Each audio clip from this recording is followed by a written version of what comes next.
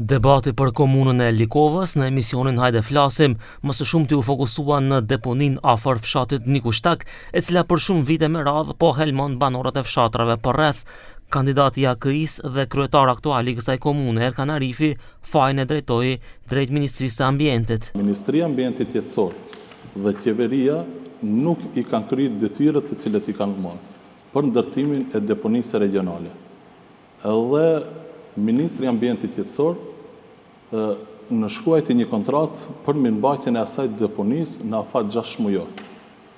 Edhe pas nënshkrimit të kontratës, menjëherë për 20 ditë sjellë një urdhëresë për mbylljen e asaj deponie, e cila është urdhëresë për politikë ditore, për arsye se 82 komuna në nivel të Republikës së Maqedonisë së Veriut e kanë statusin e njëjtë si ajo deponi.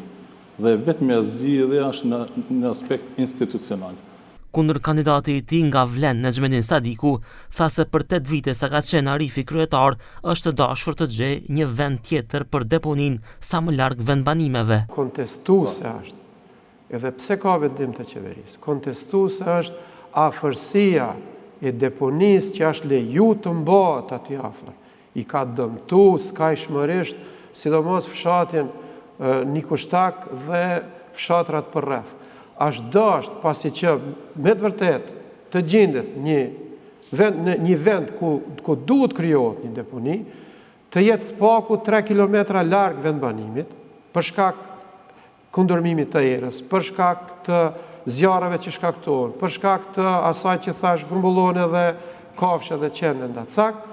Ideja është që deri këtë moment nuk kanë gjetë zgjidhje adekuate. Ndryshe para disa ditëve, kjo deponi është pastruar dhe më pas është mbyllur me vendim të Ministrisë së Mjedisit Jetësor dhe Planifikimit Hapësinor.